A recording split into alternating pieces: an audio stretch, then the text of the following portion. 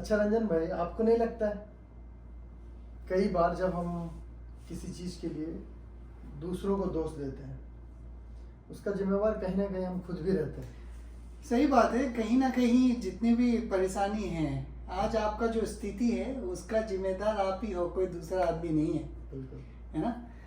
तो हेलो दोस्तों, आज की इस वीडियो में हम दोनों ऐसे ही अभी बात कर रहे थे कि कुछ बहुत सारे, जैसे कि मेरे मोबाइल में भी बहुत सारे मैसेजेस आए, इनके मोबाइल में भी बहुत सारे मैसेज आए। एक लड़का है जो बोल रहा है कि मेरा कफिल से मैं भाग गया हूँ और मुझे पुलिस पकड़ के ले जाएगा। उसी तरह का मैसेज भी इनको है। तो हमने सोचा कि कुछ एक कंबाइन सा दोनों का जो एक ऑब्जर्वेशंस हैं, गाइडलाइंस हैं, आप लोगों के साथ शेयर करूँ।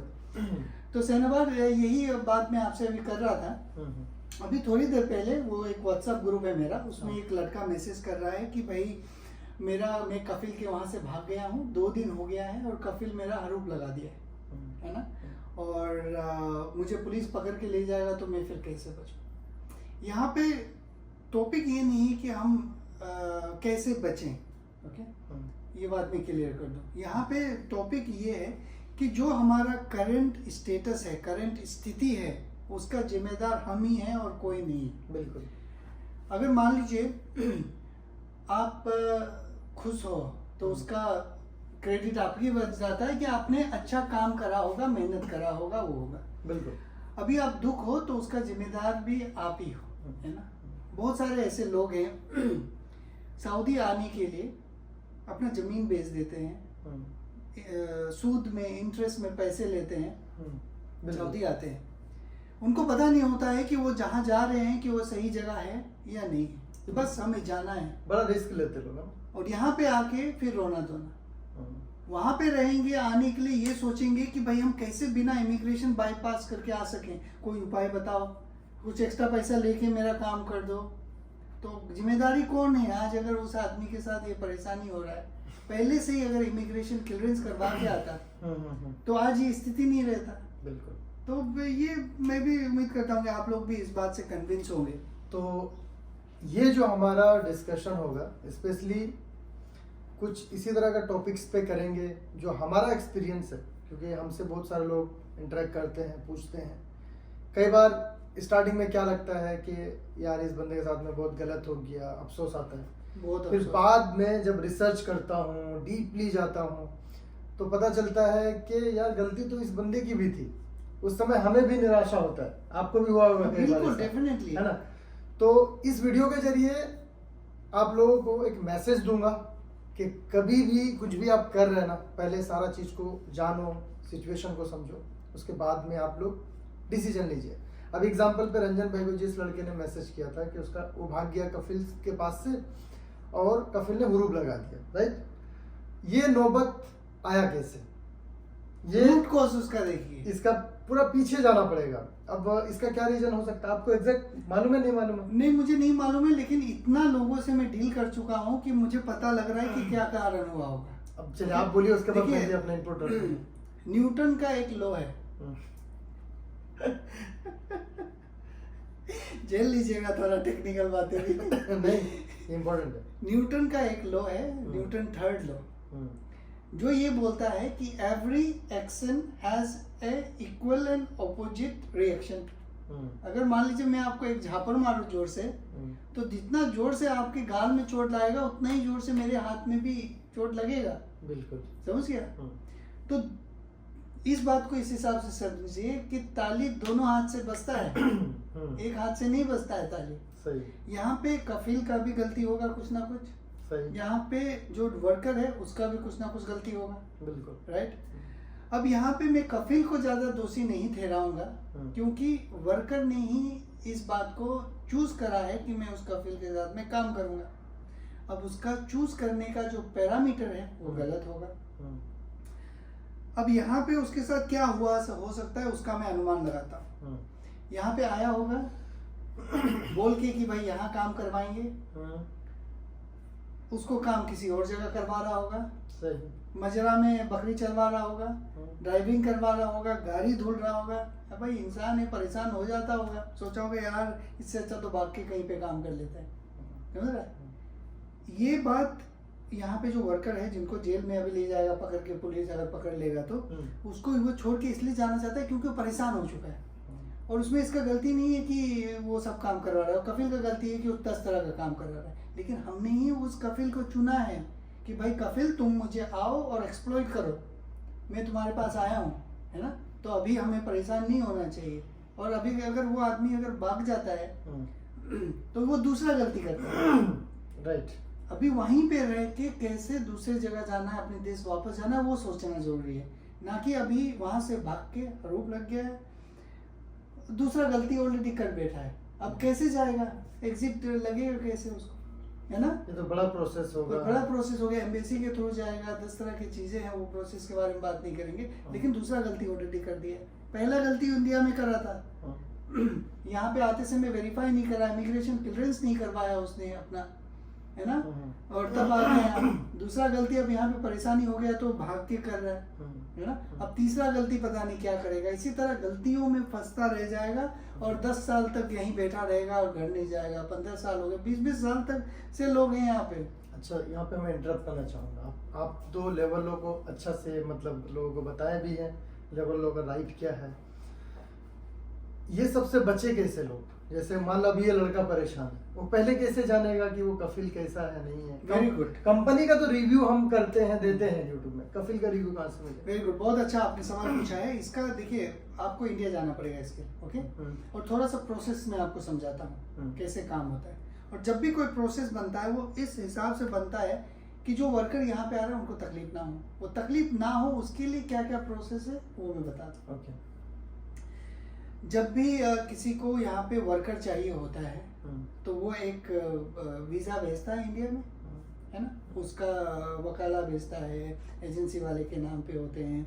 कौन से एजेंसी होते हैं वो होता है अप्रूव्ड एजेंसी, जिसको बोलता है RA, रिक्रूटमेंट एजेंसी, जो जिनके पास लाइसेंस होता है ओवरसीज मैन पावर का। ओके, मतलब वो जिम्मेदार एक संस्था रहता है, मैन पावर कंपनी रहता है जिसके नाम पे जाता है वो। ओके, पहला स्टेप हो गया। दूसरा स्टेप हो गया कि वो उसके बिहाफ पे वीजा प्रोसेस करता है।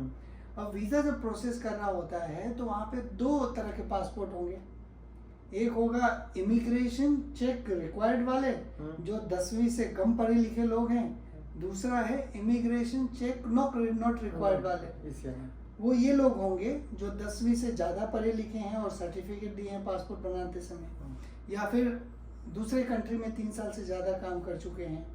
इस तरह के जो लोग हैं वो नॉन ECR में आते हैं। अब जो नॉन ECR वाला है कोई बात नहीं, उनका क्या है कि वो पढ़े लिखे हैं, वो अपना कहीं पे भी कुछ भी कर लेंगे, तो उनके लिए इमिग्रेशन क्लियरेंस नहीं होता है। सही। जो 10वीं से कम पढ़े लिखे जिनके पासपोर्ट में लिखा हुआ है इमिग्रेशन चेक रिक्वायर्ड वाला, उसका क्या होता है, वीज़ा एक बार इशू हो जाएगा तो इसके बाद इमिग्रेशन क्लियरेंस करवाना पड़ता है। उस इमिग्रेशन क्लियरेंस के लिए पासपोर्ट देना पड़ता है, जो यहाँ का एम्प्लॉयर है जो उसको काम के लिए बुला रहा है उसका डिटेल देना पड़ता है, जो वर्क कॉन्ट्रैक्ट है वो देना पड़ता है ना। ये सारे चीज़ उनको देने पड़ते हैं POS को। वो उसको रिव्यू करते हैं, वैलिडेट करते हैं कि भाई वो जेन्युइन कंपनी है कि नहीं है जहाँ पे जा रहा है काम करने के लिए। जो कॉन्ट्रैक्ट है वो सही ढंग से लॉ के हिसाब से बना है नहीं बना है, वो उसको रिव्यू करते हैं, इसका इमिग्रेशन क्लियरेंस कर देते हैं। सही, ठीक है। अब देखिए सही तरीका है। ओके। इसके बाद आप टिकट लीजिए, इमिग्रेशन क्लियरेंस का आपका बस टिकट रहता है, आप वीज़ा लीजिए, आ जाइए सब। ये एक प्रक्रिया है। अगर आप ऐसे करके आएंगे तो बहुत रेयर चांस रहता है कि आप गलत किसी कफिल के अंदर या कंपनी के अंदर में आप फंस जाएंगे। सही। इसके बाद भी बहुत सारे लोग हैं जो कंपनी वाले अच्छे नहीं होते, परेशान करते, कफिल करते हैं। तो उस केस में क्या होता है, जो हमारे एम्बेसी है वो जो रिक्रूटमेंट एजेंट आपको आपका वीज़ा प्रोसेस किया उसको एक लेटर लिखता है कि भाई ये वीज़ा नंबर, ये पासपोर्ट नंबर, ये एप्लीकेंट तुमने ही प्रोसेस किया था, इस कंपनी में आया था, उसका ये प्रॉब्लम है, आप सॉर्ट आउट करो, otherwise we will take immediate action for your licence. ये लेटर में ऐसा बोल रहा हूँ, अपने मन से नहीं बोल रहा, मैंने देखा है ये लेटर। नहीं, सही। ठीक है। अब वो जो रिक्रूटमेंट एजेंसी है जिन्होंने इतना एक्रीडेशन लेके उस लाइसेंस को लिया, वो नहीं चाहेगा मेरा लाइसेंस कैंसिल हो जाए, वो इमीडिएट एक्शन लेता है उस कफिल के साथ या कंपनी के साथ और रिजोल्व करता है। ये कब हो रहा है? जब हम सही तरीके से आ रहे हैं, बिल्कुल। राइट? अब आपने शॉर्टकट मार दिया, इमिग्रेशन क्लियरेंस नहीं करवाए, एजेंसी वाले को बोले यार मुझे जाना है सऊदी में, सोना का पत्ता लगा होता है वहाँ पे, मुझे बटोरना है वहाँ जाके। सेटिंग से करते हैं ना कुछ लोग। मैं बता रहा हूँ आपको कहानी, ये जो बात मैं बोल रहा हूँ बुरा लगेगा लोगों ने, यही कहानी है। यही है, लोगों exactly। को लगता है कि वहाँ सऊदी में क्या है नहीं है पता, रातों रात में हमें नहीं, यहाँ पे भी मेहनत करना पड़ता है। वो लोग क्या करते हैं, एजेंसी वाले को कैसे भी करके दे दो, मैं पैसा दे दूंगा, ये लो पैसा, है ना। एजेंसी वालों का क्या है, ठीक है चलो, वो इमिग्रेशन क्लियरेंस तो हो नहीं सकता क्योंकि फर्जी है कंपनी यहाँ पे, जो मुसस्सा है उसका कोई अता पता नहीं होगा, कोई कफिल होगा। वो क्या करते हैं, चलो भाई तुम तो पैसा दे ही रहा, हमको तो पैसा मिलने से मतलब है, एक काम करो, ये लो भाई दुबई का वीज़ा, चलो दुबई, है ना, दुबई से तुम सऊदी आ जाओ।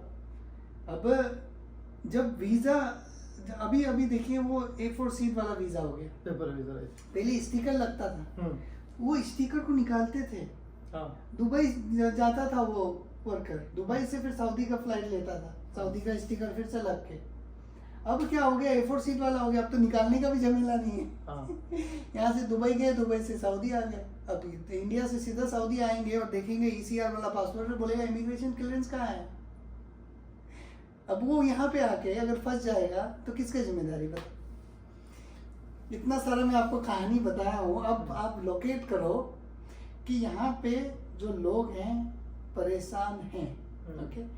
दो तरह के प्रोसेस से आए होंगे, एक सही प्रक्रिया से आया होगा, एक शॉर्टकट से आया होगा। ज्यादातर परेशान शॉर्टकट वाले ही हैं, जो सही तरीके से आया ना उनका कफिल उतना और उनको तो यहाँ पे जो परेशान है आदमी, उसका जिम्मेदार कौन है आप बताओ।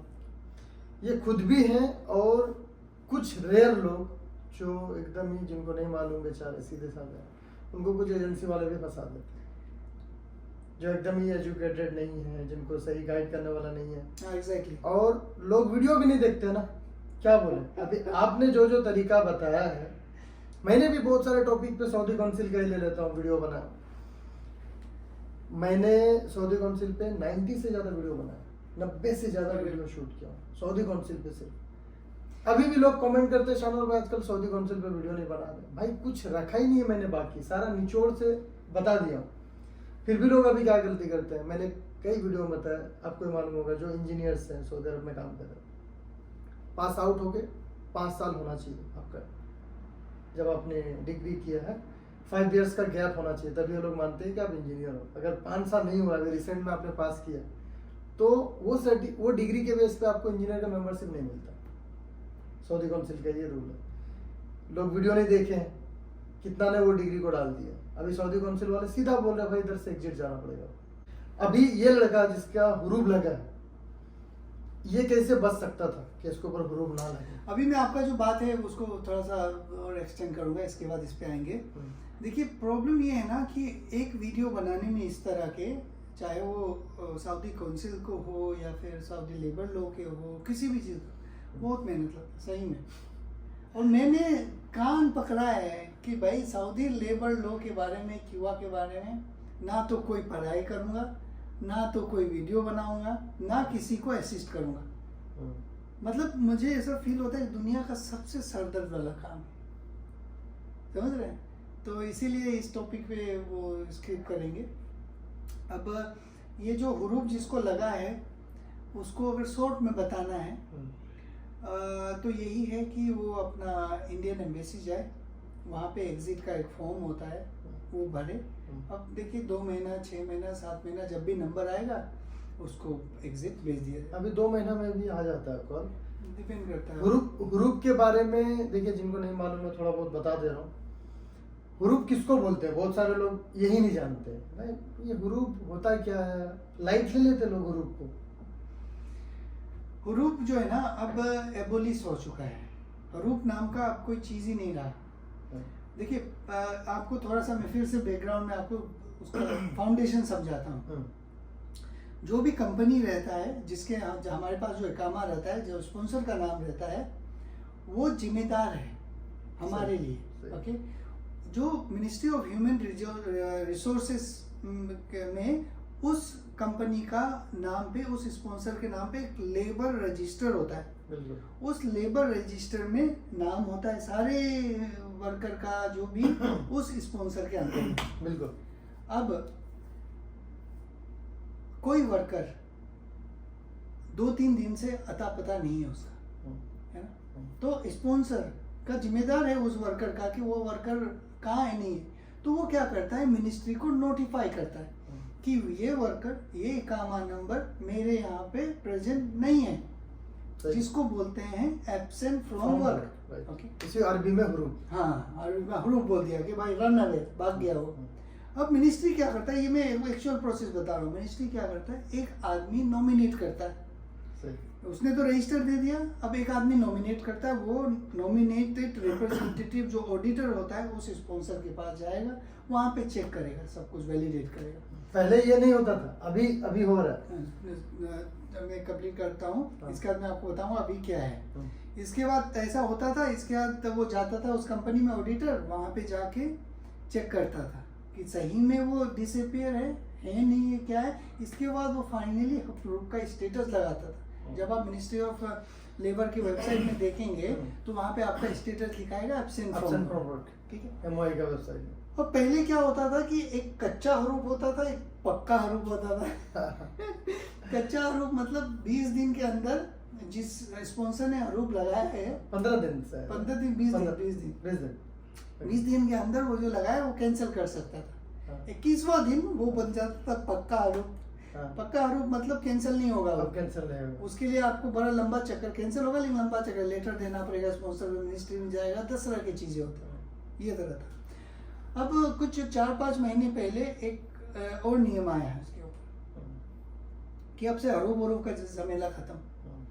अब जैसे ही इसका बैकग्राउंड ये था कि मान लीजिए जो स्पॉन्सर है वो लेबर जो है, लेबर वो स्पॉन्सर का जिम्मेदारी था। अब जब वो लड़का गायब हो गया तो अब स्पॉन्सर क्या करेगा, मिनिस्ट्री को नोटिफाई कर देगा कि भाई ये लेबर मेरे पास नहीं है। इसके बाद में वो जो स्पॉन्सर है गोसी से उसका कॉन्ट्रैक्ट टर्मिनेट कर देगा।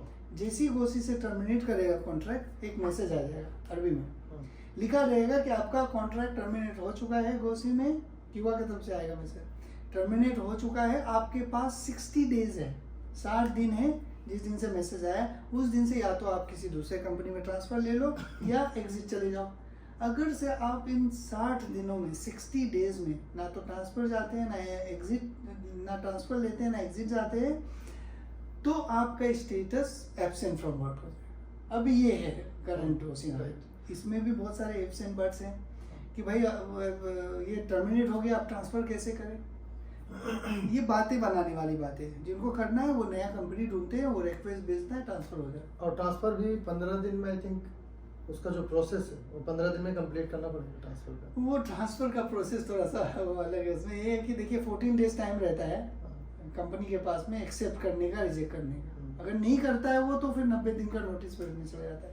ये क्यूबा और ये सब के बारे में आजकल मैं डिस्कस ज़्यादा नहीं करता हूँ, तो आप लोग भी सवाल थोड़ा मत कीजिए इसके बारे में, है ना। आजकल बस वीज़ा के बारे में ही कंसंट्रेशन, क्योंकि ज़्यादा लोगों को गाइड करने से भी क्या है ना, ग्रांटेड ले लेते हैं। अरे मेरे ऊपर केस कर दिया एक लड़का ने, वो तो वर्बली खाली बोला था केस, मतलब केस ही कर दिया, समझ लीजिए, समझ रहे हैं आप। अब आप एक तो मदद करो, ऊपर से इस तरह की हरकतें करते हैं, तो मैं मतलब यहाँ पे लेबर लॉ ने जो हमें राइट दिया है वो अगर हम जान के रहेंगे तो इससे हमें फ़ायदा होगा। अगर मान लो आप लोगों को नहीं मालूम है लेबर लॉ के बारे में, आपके पास टाइम नहीं है पढ़ने का, रिसर्च करने का, अगर कोई वीडियो बना के बता दे रहा है एग्जाम्पल पे रंजन भाई ने वीडियो के जरिए कई लेबर लॉ का राइट्स के बारे में बताया। अब ये सारा चीज़ भाई आपको खुद मांगना पड़ेगा अपने एम्प्लॉयर से ना। जैसे हमारा एग्जाम्पल पे ओवर टाइम का जो नेशनल हॉलीडे है सऊदी अरब का, ईद बकरीद में, अगर हम उस समय ड्यूटी करेंगे तो ओवर टाइम हमें 1.5 गुना ज़्यादा मिलेगा उसका, राइट। हर समय वो बकरीद नहीं, जैसे आपका जो 8 घंटा का ड्यूटी है, 9 घंटा वहाँ काम कर रहे हो, 9 आवर्स एक्स्ट्रा आवर्स कभी भी कर रहे हो, है ना, उसमें आपको 1.5 गुना मिलेगा, 1.5 गुना बेसिक का मिलेगा, बेसिक का मिलेगा। मतलब अगर हॉलीडे पे करते हैं तो 1.5 गुना मिलेगा आपको, ओवर टाइम हो गया। और उसमें कई बार नोटिफिकेशन आता है कि आपको डबल मिलेगा, ऐसा वो कंपनी वाले के ऊपर डिपेंड करता है कि आपको खाना भी दे रहा है नहीं दे रहा है। लेकिन लेबर लॉ में ये है कि आपको बस 1.5 गुना मिलेगा, 1.5 गुना बेसिक का, समझ रहे हैं। अब कई बार लोग अपना जो अधिकार है उसको भी नहीं मानते, है ना। नहीं देखिए, एंड ऑफ द डे मैं यही बोलूँगा, जब तक आप अपना मदद नहीं करेंगे कोई आपका मदद नहीं करेगा। बस हेल्प योरसेल्फ, है ना, तब भगवान विल हेल्प यू, है कि नहीं? बिल्कुल बिल्कुल, अगर हम खुद ही नहीं करेंगे तो फिर मतलब कौन करेगा। क्योंकि ये सऊदी लेबर लोग के जितने भी आर्टिकल्स हैं मैंने ऑलमोस्ट सबको कवर करा है, और मोस्टली मेरे एक्सपीरियंस भी है, मैं भी बहुत इस तरह के फेजेस से गुजरा हूँ, बता दिया हूँ लोगों को। अब जो देखते हैं अपना कमेंट करते हैं, पूछते हैं, लेकिन मैं भाई वीडियो देख रहा हूँ। बस वीडियो देख लो अपना, और जो भी है अपना कोशिश करो, क्योंकि वो बहुत एक ऐसा सब्जेक्ट है ना, 2 महीना तक तो मैं डिप्रेशन में चला गया था, समझिए आप। अच्छा।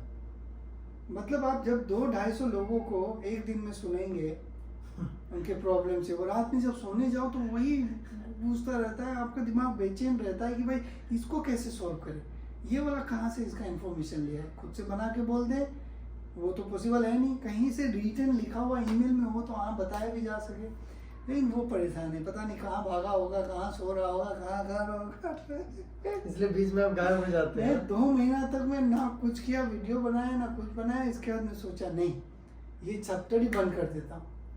अभी बड़ा एंजॉय कर रहे हैं आप, फिट है माशाल्लाह। फिर बीच में वीएफएस आया, वीएफएस का टाइम भी एक हफ्ता के लिए गायब हो गया था। अरे क्या बताएं, जब ज़्यादा इन्वॉल्व हो ना लोगों के साथ तो यही हाल होता है। व्हाट्सअप जो है मेरा, मैं कोशिश करता हूँ सबको इंस्टेंटली रेस्पॉन्स करूँ, खास करके वो लोग जो अच्छा अप्रोच से आते हैं। कई लोग ग्रांटेड ले लेते हैं, अरे मोबाइल पकड़ के मेरे लिए बैठा होगा मैं यार अजीब लोग हैं, सही बात है। तो बहरहाल जो भी है, हम शुरुआत कर रहे थे कि जिम्मेदार कौन, जिम्मेदार कौन, अपने हालात का जिम्मेदार कौन, तो हम खुद ही हालात के जिम्मेदार हैं। अगर हम खुश हैं तो हम ये मानते हैं कि हम जिम्मेदार हैं, तो अगर हम दुखी हैं तो हमें ये मानना है कि हम ही जिम्मेदार। अच्छा, एक और अपना एक्सपीरियंस बता रहा हूँ मैं।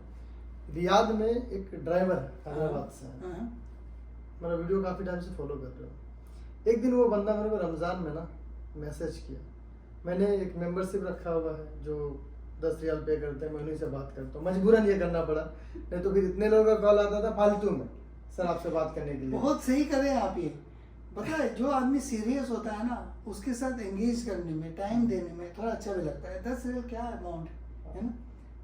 तो उस बंदे ने मेरे को 10 रियाल पे किया रंजन भाई। पे करने के बाद कॉल किया मुझे, बोला शानौर भाई मैं आपको काफ़ी टाइम से फॉलो कर रहा हूँ, आपसे मुझे एक एडवाइस चाहिए, प्लीज़ मुझे आप अच्छा एडवाइस देना।